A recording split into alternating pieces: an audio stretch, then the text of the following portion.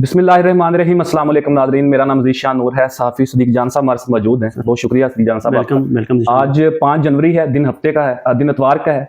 कल बरोज़ सोमवार 190 million pound case का फैसला सुनाया जाना है, जिसकी तारीख एक दफ़ा डिले की गई थी, मुखर की गई थी, लेकिन अब फिर ये खबरें ज़ेर गर्दिश हैं शहर इक़्तिदार में कि शायद अब दोबारा इस तारीख को फैसला सुनाने की आगे ले जाया जा सकता है। इस हवाले से क्या खबरें हैं, क्या तज़्ज़िया है सदीक़ जान साहब से जाने के। सदीक़ जान साहब, ये इस हवाले से जो अब खबरें आ रही हैं कि शायद सोमवार की बजाय दिन आगे जा सकते हैं इस फैसले के, ये क्या बेसिकली हो क्या रहा है और सोमवार को क्या आ रहा है ये फैसला?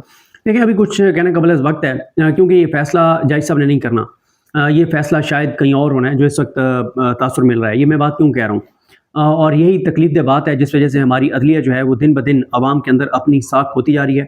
लोगों के अंदर इस अदालती निज़ाम की नफरत बढ़ती चली जा रही है। लोगों का अदालतों पर एतमाद ख़त्म हो रहा है, न होने के बराबर रह गया। और ये को पाकिस्तान के लिए ठीक नहीं हो रहा है। ये पाकिस्तान का नुकसान हो रहा है कि पाकिस्तान का एक अहम इदारा जो अदलिया है और अदलिया पर एतमाद कम होना, ये पाकिस्तान के लिए इसलिए ख़तरनाक है और खौफनाक है कि जिन मुल्कों में अदालती निज़ाम एग्जिस्ट नहीं करते, तो वहाँ पे फिर अल्लाह माफ़ करे, वहाँ पे खाना चंगी होती है, लोग कानून खुद हाथ में लेते हैं। तो किसी सूरत भी पाकिस्तान ये अफोर्ड नहीं कर सकता कि पाकिस्तान में अदलिया इस हद तक बेबुकत हो। और यकीन कीजिए कि अब ये टाइम आ गया है कि पाकिस्तान की जो अदालतों की, पाकिस्तान की अदलिया के जो बड़े हैं, वो अपने ज़ात, अपने मफाद, अपने ओहदों को देखने के बजाय मुल्क का कुछ सोचें, जिस मुल्क की वजह से वो आज इन ओहदों तक पहुँचे हैं। बात यह है कि इनको बहुत कुछ मिला है इस मुल्क की खातिर, लेकिन इस मुल्क को ये कहाँ पर लेके जा रहे हैं, इनको अपने गिरबान में झांकना चाहिए, जितने भी बने अदलिया के।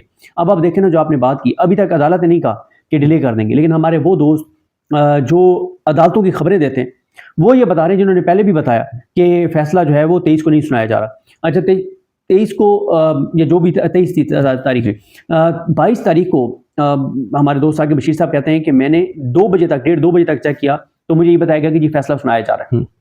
लेकिन जुमे और हफ्ते वाले दिन बता दिया गया था, यानी 20 या 21 तारीख को बता दिया गया था कि फैसला नहीं सुनाया जाएगा 23 को। और ये अदालत की जानिब से नहीं, जो इस्टेब्लिशमेंट के करीबी सहाफ़ी हैं, उनकी जानिब से बताया गया था कि फैसला नहीं सुनाया जाएगा। अब मुझे बताएं कि फिर इसका क्या मतलब है कि फैसला अदालतों ने करना है या फैसला कहीं और होना है, जहाँ से सहाफ़ी को पहले बता दिया गया। और मैं हैरान हूँ, मतलब देखे ना, यही मुझे अफसोस होता है हमारे जजेस पर। ये जो नासिर जावेद राना साहब हैं, मतलब थोड़ा सा तो वो आप कहें ना, जहाँ मतलब जहाँ से कहा गया उनको, अगर कहा गया कि आप अभी फैसला ना सुनाएं, उनको इतना तो कह दें कि यार मुझे आपने कहा है कि मैं फैसला ना सुनाऊं, तो कम से कम मेरा इतना तो भरम रहने दें कि मुझे अनाउंस करने दें कि मैं फैसला नहीं सुना रहा।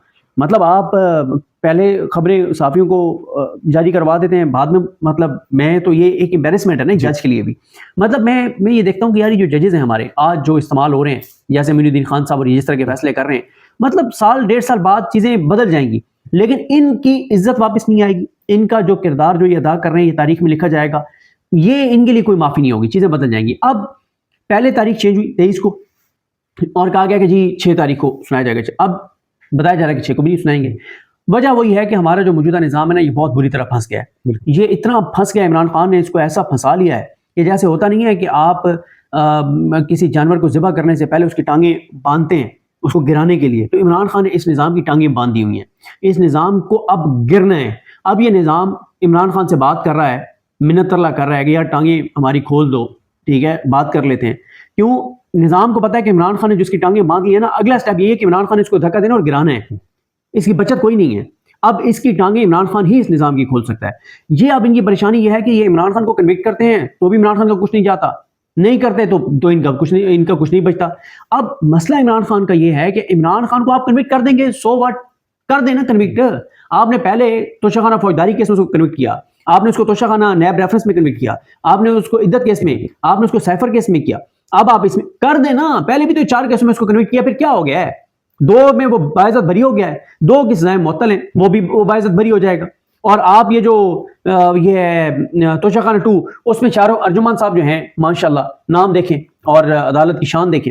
शाहरुख अर्जुमान साहब जो हैं वो छुट्टियों में भी अडयाला के चक्कर लगा रहे हैं। क्यों? उन्होंने जज लगना है हाई कोर्ट का, नून लीग ने उनको जज लगाना है। जो एडिशनल जजेस के लिए इस्लामाबाद हाई कोर्ट के हवाले से बात कर, हाई कोर्ट के जजेस के लिए जो लिस्ट है उसमें इनका शाहरुख अर्जुमान साहब का नाम है, और ये इनको हाई कोर्ट का जज लगना है, तो वो छुट्टियों में भी जाके इमरान खान का तोशाखाना 2 ट्रायल जो है अब वो तेज से चला रहे हैं। और भाई आप इमरान खान को सजाएं देंगे, आप किसी को सजा क्यों देते हैं?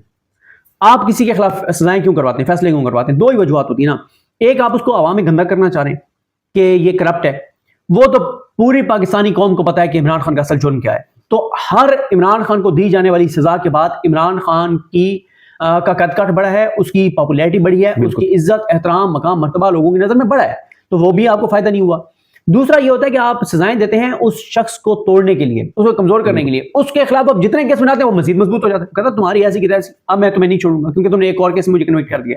تو نظام بہت بری طرح پھنس گیا ہے, ان کو اب سمجھ نہیں آ رہی. اس کو کنوکٹ کرتے ہیں تو اس کا جانا کچھ نہیں ہے, اس کو بری کرتے ہیں تو ان کا بچنا کچھ نہیں ہے. تو یہ نظام کی سخت پریشانی ہے, اور ان کو یہ لگتا ہے کہ یہ جو مذاکرات چل رہے ہیں کہ اگر عمران خان کو ہم نے کنوکٹ کر دیا تو عمران خان شاید یہ مذاکرات کے چیپٹر بند کر دیں اور وہ کہیں گے جو میں نے تم سے بات ہی نہیں کرنی, تم رکھو مجھے جب تک جیل میں رکھنے. اور اب عمران خان کو ان کے لیے مشکل ہو رہا ہے جیل میں رکھنا.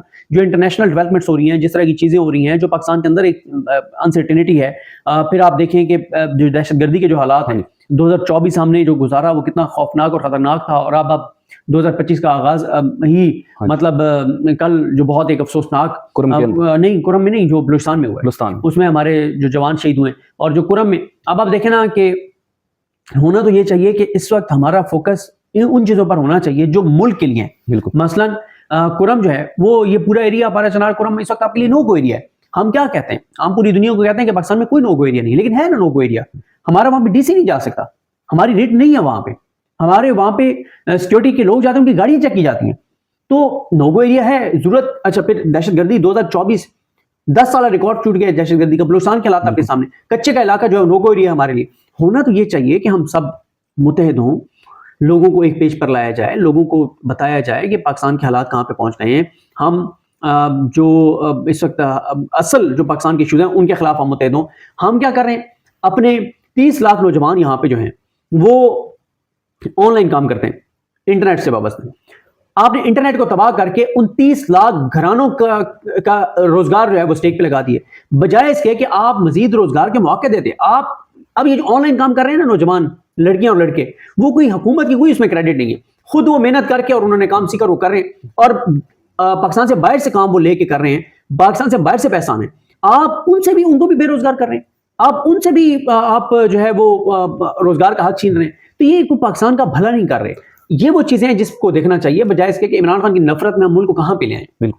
اچھا صدیق جان صاحب, کچھ دن قبل جو سینٹ کی قائمہ کمیٹی برائے انفارمیشن ٹیکنالوجی, اس میں ایک رپورٹ شاید پیش کی گئی اور بتایا گیا کہ شاید انٹرنیٹ بندش کی وجہ سے $1 بلین سے زائد کا نقصان جو ہے وہ پاکستان کے لوگوں نے برداشت کیا. تو ابھی جب آپ بات کر رہے تھے کہ نوجوان جو ہے وہ آن لائن کام, یہ فائبر یہ اپ ورک ہمارے بہت سارے دوست کام کرتے ہیں, تو انہیں جو شدید مشکلات 2 سال میں زیادہ تر ہوئی ہیں. اور دوسری طرف جو حکومت دعوے کرتی ہے, ابھی سال کے آخری دن کے اوپر جو ہے وہ اڑان پاکستان کے نام سے ایک پلیٹ فارم متعارف کروایا گیا, معیشت کا ایک پلان دیا گیا. لیکن دوسری طرف یہ بھی خبریں زیر گردش ہے کہ شاید کابینہ کے اندر اضافہ کرنے کی باتیں ہو رہی ہیں.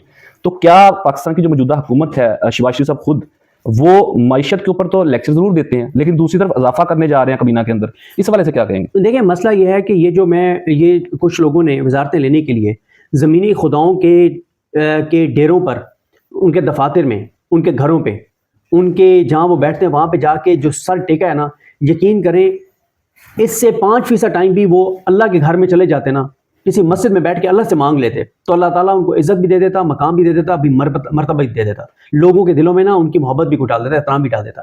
یہ ایسے بے شرم لوگ ہیں, یہ ایسے مکروہ لوگ ہیں کہ یہ دنیاوی مفاد کے لیے زمینی خداؤں کے دروازوں پہ جا کے ماتھے ٹیک رہے ہیں, اور ان کو اتنی شرم نہیں آتی, یہ اتنی ان کو ذلت ان کے ماتھے ان کے حصے میں آ رہی ہے کہ کبھی ایک کے در پہ جاتے ہیں, کبھی دوسرے کے در پہ جاتے ہیں. یہ وزارت 2% کی لینے کے لیے 2% کی اس لیے کہہ رہا ہوں کہ کون سا وزیر ہے جس کو کوئی عزت ملی ہے؟ کیا عزت کا تعلق وزارتوں سے ہے؟ لیکن مسئلہ یہ عزت کے لیے کر ہی نہیں رہے, یہ تو کرپشن لوٹ مار کے لیے کر رہے ہیں.